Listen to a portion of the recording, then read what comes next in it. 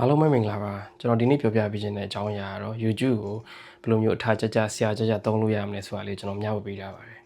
ဒီဗီဒီယိုလေးအဆုံးမှာလည်းအားလုံးအတွက်သုံးဝင်မယ်ကျွန်တော် bonus လေးတစ်ခုထည့်ထားပေးပါတယ်အရင်ဆုံးအနေနဲ့ကျွန်တော် YouTube နဲ့ပတ်သက်ပြီးတော့ကျွန်တော်နိုင်ငံမှာပဲရပြီးတော့တခြားနိုင်ငံမှာမရတဲ့အခွင့်အရေးတစ်ခုကျွန်တော်ပြောပြပေးခြင်းပါတယ်အဲ့ဒါဘာလဲဆိုတော့ကျွန်တော်တို့က YouTube Premium ဝယ်သုံးစရာမလိုပဲနဲ့ကြော်ညာမတက်တာပါပုံမှန်အဖြစ်ဆိုရင်ကျွန်တော်တခြားနိုင်ငံမှာဆိုလို့ရှိရင် YouTube ကြည့်ရဆိုလို့ရှိရင်ကြော်ညာရေးတက်လေးရှိပါတယ်အဲ့ကြော်ညာရေးမတက်အောင်ဆိုပြီးတော့ကျွန်တော် YouTube Premium ဝယ်သုံးကြရပါတယ်ဒါပေမဲ့ကျွန်တော်နိုင်ငံမှာတော့ YouTube Premium ဝယ်သုံးစရာမလိုပဲနဲ့ကြော်ညာလုံးဝလည်းမတက်ပဲနဲ့ YouTube ကျွန်တော် free ကြည့်ခွင့်ရရပါတော့အဲ့ဒါကျွန်တော်တခြားနိုင်ငံနဲ့မတူတဲ့အားသာတဲ့အချက်ပါအဲ့ဒါအကောင်းလဲကောင်းလို့မကောင်းလည်းမကောင်းဘူးဗျာကောင်းတဲ့ချက်ကကြတော့ပါလဲဆိုတော့ကျွန်တော်ဒီ YouTube Premium ဝယ်သုံးစရာမလိုပဲနဲ့ကြော်ညာလည်းမပါဘဲနဲ့ကျွန်တော် YouTube free ကြည့်ခွင့်ရတယ်ဗျာအဲ့အတွက် landing လုပ်တဲ့လူတွေအဆင်ပြေတယ်မကောင်းတဲ့ချက်ကကြတော့ပါလဲဆိုတော့ YouTube ကဒီကြော်ညာနေပြီးတော့သူ income မရတဲ့ခါကျတော့ဒီကျွန်တော်တို့ YouTuber တွေကိုလည်းသူက income ပြန်ပြီး sharing မလုပ်ပေးဘူးဗျာအဲ့ကကြတော့ကျွန်တော်မြန်မာနိုင်ငံ YouTuber တော်တော်များများတခြားနိုင်ငံ YouTuber နဲ့ရှင်းလို့ရှိရင်တော်တော်လေးဝင်ငွေနေပါတယ်အဲ့ဒါတော့မကောင်းတဲ့ချက်ပေါ့နော်ပြီးနောက်တဲ့ YouTube Premium ဝယ်သုံးတယ်ဆိုရင်တခြား facility တစ်ခုကဘာလဲဆိုတော့ကျွန်တော်တို့ဒီပေါ့နော်background play ကြည့်လို့ရတာပေါ့နော် background play နားထောင်လို့ရတယ် background play ကဘယ်နေရာမှာသုံးလဲဆိုတော့ကျွန်တော်တို့ထားပါတော့ music တစ်ခုကိုကျွန်တော်ဒီ music တစ်ခု YouTube မှာကြည့်နေတယ်လည်းကျွန်တော် screen ပိတ်လိုက်တယ်ဆိုလို့ရှိရင်အဲ့အတန်းဆက်ပြီးတော့ထွက်နေတာပေါ့နော်အဲ့ဒါဘယ်နေရာမှာသုံးဝင်လဲဆိုတော့ကျွန်တော် postcard နားထောင်တာတော့ပြီးတချင်းနားထောင်တာတော့နေရာမှာ battery စားလဲတက်တာလို့ background play လုပ်လို့ရတဲ့အတွက်တော်တော်လေးအဆင်ပြေတယ်ဗျာကျွန်တော်ဆိုအဲ့ background play ရကျင်လို့အားကြီးလို့ဘယ်လောက် YouTube လဲဆိုကျွန်တော် YouTube Premium ကျွန်တော်ဝယ်သုံးခဲ့ပါတယ်ဒါပေမဲ့ YouTube Premium ကျွန်တော်ဝယ်သုံးတဲ့အခါကျတော့အဆင်မပြေဘူးဘာလို့အဆင်မပြေလဲဆိုတော့ကျွန်တော်က YouTube Premium အပြင်နောက်တစ်ခုကကြာကျွန်တော် VPN Premium မှာကျွန်တော်ထပ်ပြီးဝယ်သုံးရတယ်အဲ့ခါကျကျွန်တော်ဝယ်သုံးတာနှစ်ခုဖြစ်သွားတဲ့အခါကျတိတ်ပြီးမကိုက်ဘူးဗျာဈေးများတယ်အဲ့လိုကျွန်တော်ဆိုလို့ရှိရင်အဲ့ YouTube Premium ကိုကျွန်တော်3လလောက်ပဲကျွန်တော်သုံးဖြစ်တယ်ထင်တယ်3လနောက်ပိုင်းကျတော့ကျွန်တော်မသုံးဖြစ်တော့ကျွန်တော်ဒီ video ရဲ့အဆုံးမှာတော့အဲ့ background play ကို YouTube Premium ဝယ်သုံးစရာမလိုဘဲနဲ့ဘယ်လိုမျိုး free လုပ်လို့ရမလဲဆိုတာလေးကိုကျွန်တော်မျှဝေပေးတာပါတယ်ကဲအဲ့ဒါဆို YouTube ဘယ်လိုထားကြသုံးလို့ရမလဲဆိုတာကျွန်တော်ဆက်ပြီးကြည့်ကြအောင်ဒီဥဆုံးအနေနဲ့ကျွန်တော် double tap လေးရှင်းပြပြပါမယ်ဘယ်တက်ကကျွန်တော်တို့ဒီအနောက်ကိုပဲနည်းနည်းရှေ့ကိုပဲနေပေါ့နော်နည်းနည်းချင်းဒီကြောပါပေါ့နော်အဲ့ဒါကိုကျွန်တော်တို့လိုသလို setting ထဲမှာလည်းပြန်ပြီးတော့ချိန်လို့ရပါတယ် setting ထဲမှာချိန်ရင်လည်းကျွန်တော်ဒီအနီးစပ်လေးကိုသွားအောင်နော်ပြင်ကျော် setting ထဲဝင်ပါမယ် setting ထဲဝင်ပြီးတော့ setting ထဲက playback တွေဝင်မယ် playback တွေဝင်ပြီးရတယ်ကျွန်တော်ဒီ playback တွေမှာအဓိကကျွန်တော် auto play next video လေးလည်းရှင်းပြပေးချင်ပါတယ်ဒီ auto play next video ကဘယ်နေရာမှာသုံးလဲဆိုတော့ကျွန်တော်တချင်းတက်ဖို့ PI မှာကျွန်တော်တို့ဒီမဆုံးသွားဘဲနေပေါ့နော်နောက်ထပ်တချင်းဟိုတော့ auto လာတာပေါ့နော်အဲ့ဒါလေးနှိပ်ထားမယ်ဆိုကျွန်တော်ဒီ auto play ဖြစ်နေမှာပေါ့နော်ဒီ double tap to see မှာတော့ကျွန်တော်ခုနရတဲ့ပုံစံစက္ကန့်အောင်ပေါ့နော်ဘယ်နှစက္ကန့်လောက်ချင်လဲအဲ့ဒါကိုကျွန်တော်တို့ကြိုက်တဲ့ပုံစံတိုင်းပြင်ပေးလို့ရပါတယ်ကိုလိုချင်တာ30စက္ကန့်30စက္ကန့်ပေါ့နော်20စက္ကန့်20စက္ကန့်ကိုကြိုက်တဲ့စက္ကန့်ချိန်ထားပေးလို့ရပါတယ်နောက်တစ်ခုက playback speed playback speed ကတော့ကျွန်တော်ဘယ်နေရာမှာအသုံးများလဲဆိုတော့ကျွန်တော်ဒီ postcard နားထောင်တာပဲဖြစ်ဖြစ်တခုနားထောင်နေဆိုလို့ရှိရင်ပေါ့နော်ဒီကျွန်တော်ကြားတဲ့အချိန်ကိုကျွန်တော်ပြန်ပြီးတော့ညံနေတာပဲဖြစ်ဖြစ်နေနေတာဖြစ်ဖြစ်လုပ်ပြီးလို့ရပါတယ်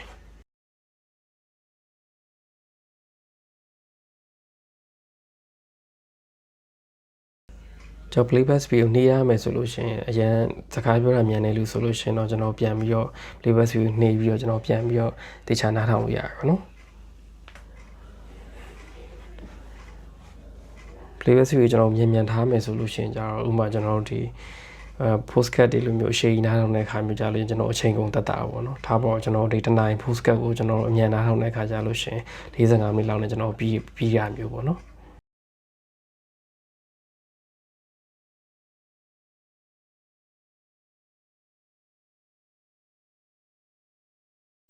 နောက်တစ်ခုက video quality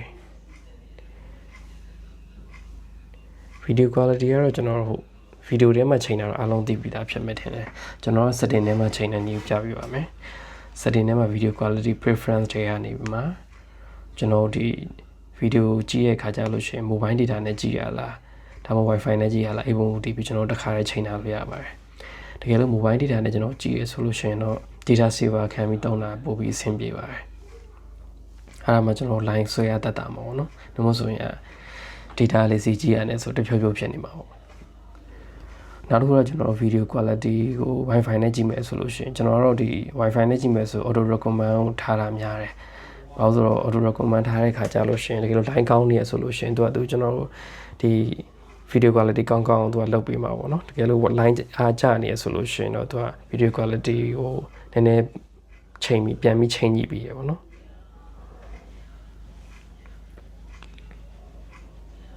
နောက်တစ်ခုက share share ကြတော့ကျွန်တော်တို့တခုခုကျွန်တော်ကြိုက်တဲ့ video ပဲဖြစ်ဖြစ်ပေါ့နော်ကျွန်တော်ဒီတငယ်ချင်းတွေ share ပြပေးချင်တယ်ဆိုလို့ရှိရင်ဒီ share ကကျွန်တော်နှစ်ခုရှိပါတယ်ပထမတစ်ခုကတော့ကျွန်တော်တို့ဒီ copy link နဲ့ပေါ့ copy link ကိုကျွန်တော် copy လုပ်ပြီးတော့ကိုပို့ချင်တဲ့လူကိုပြန်ပြီးတော့ဒီ paste ပြန်လုပ်တာပေါ့နော် paste ပြန်လုပ်ပြီးကူတာပေါ့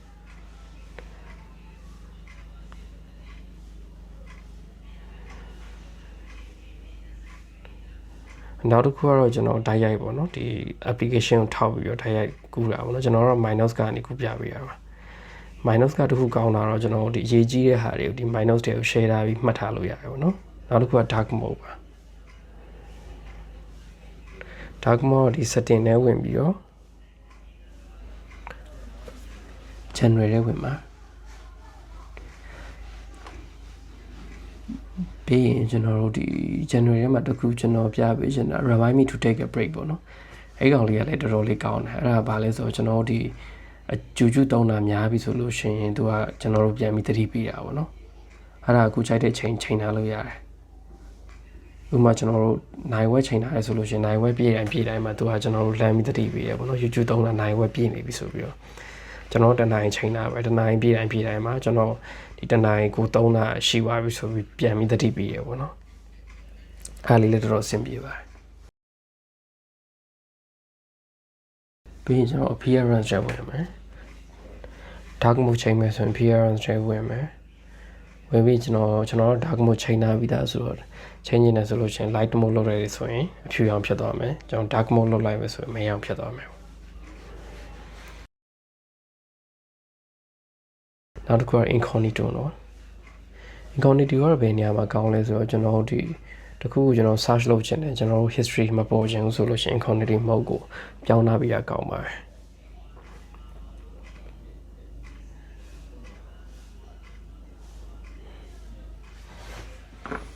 ဒါဆိုကျွန်တော်တို့တခုခု search လုပ်လိုက်တယ်ဆိုလို့ရှိရင်ဒီကျွန်တော် search လုပ်တဲ့အကြောင်းအရာကို history မှာမမှတ်ထားဘူးပေါ့နော်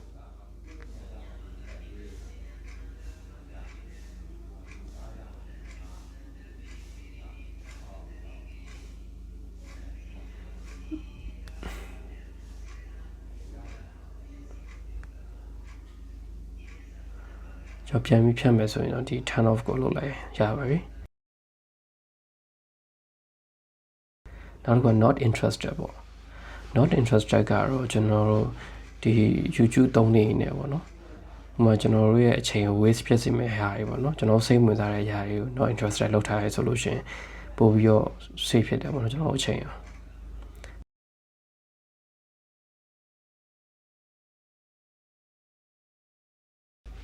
ထားတော့ကျွန်တော်ဒီ body data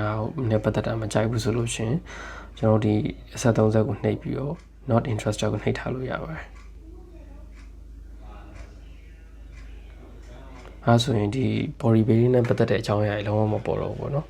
ဒါကကြောင့်ဘယ်နေရာမှာကောင်းလဲဆိုတော့ကျွန်တော်ထားတော့ဒီကလေးအတွက် adult sense တွေပါဆိုလို့ရှိရင် not interested နှိပ်ထားလို့ရပါတယ်နောက်တစ်ခုကတော့ download ပါ download ကတော့ကျွန်တော်ဒီ YouTube ကြည့်နေတဲ့အချိန်တွေမှာဒီ download ကိုနှိပ်ထားရဲဆိုလို့ရှိရင်ကျွန်တော်ဒီ offline ပြန်လုပ်တဲ့အခါမျိုးမှာချလို့ရှိရင်ကျွန်တော် download တဲ့ဟာတွေပြန်ပြီးကြည့်လို့ရပါတယ်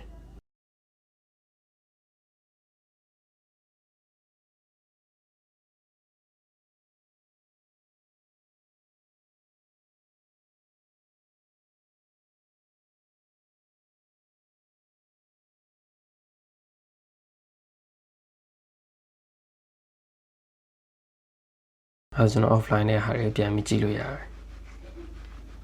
နောက်တစ်ခုက watch later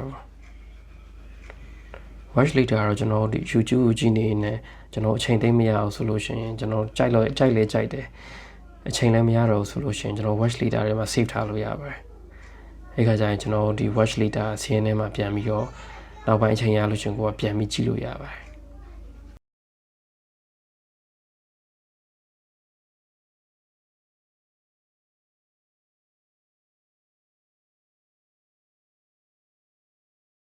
နောက်တစ်ခုက caption ပေါ့နော် caption ကတော့အဓိကကတော့ကျွန်တော် YouTube ကြည့်တဲ့အခါကျရင်စာတန်းထူတာပေါ့နော် YouTube မှာကျွန်တော်တို့ဒီကြည့်တဲ့အခါကျလို့ချင်းဒီညာဘက်ထောက်နာပေါ့နော်ညာဘက်ထောက်နာမှာရှိတဲ့ CC ဆိုတဲ့ဟာလေးနှိပ်လိုက်တယ်ဆိုလို့ရှိရင်ကျွန်တော်စာတန်းထိုးပေးပါတယ်အဲ့ဒါကျွန်တော်ဘယ်နေရာမှာသုံးလဲဆိုတော့ကျွန်တော်တည်င်းနေကြည့်တဲ့အခါကျလို့ရှိရင်ပေါ့နော်သူတို့ပြောရတဲ့ကိုတိတ်နာမလေးစာတန်းထိုးကြည့်ချင်တယ်ဆိုလို့ရှိရင်တော့ဒီ CC ကိုနှိပ်တယ်ဆိုရင်အင်္ဂလိပ်စာတန်းထိုးပေးပါတယ်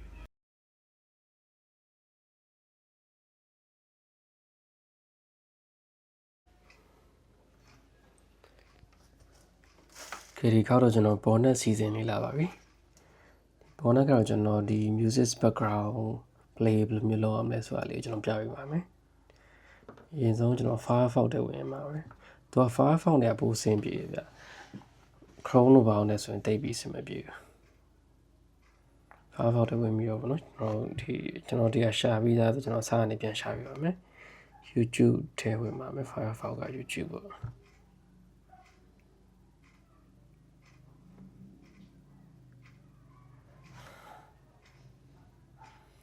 YouTube ရဲ့ဝင်ပြီး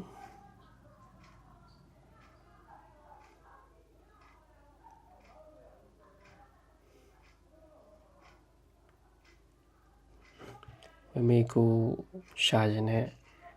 channel ကိုရှာပါတော့ကျွန်တော် channel ကိုကျွန်တော်ရှာပေးလိုက်မယ်ဘာလို့လဲဆိုတော့ကျွန်တော် YouTube policy နဲ့မကိုက်ပါဆိုလို့ပေါ့နော်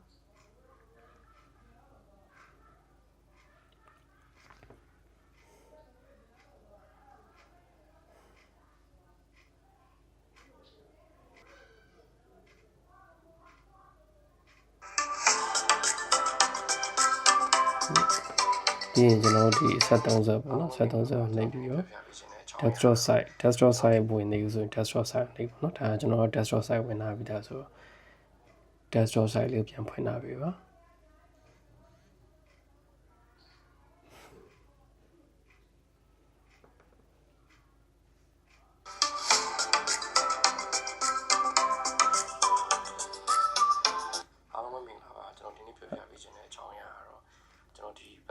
အဲဆိုတော့ကျွန်တော်ပိတ်ထားရင်ပဲလေဆက်ပြီးတော့ background play နေမှာပေါ့နော်ကျွန်တော်တင်မယ်လို့စဉ်းစားတာဒါပေမဲ့အားလုံးသိကြတဲ့အတိုင်းပဲဒီကျွန်တော်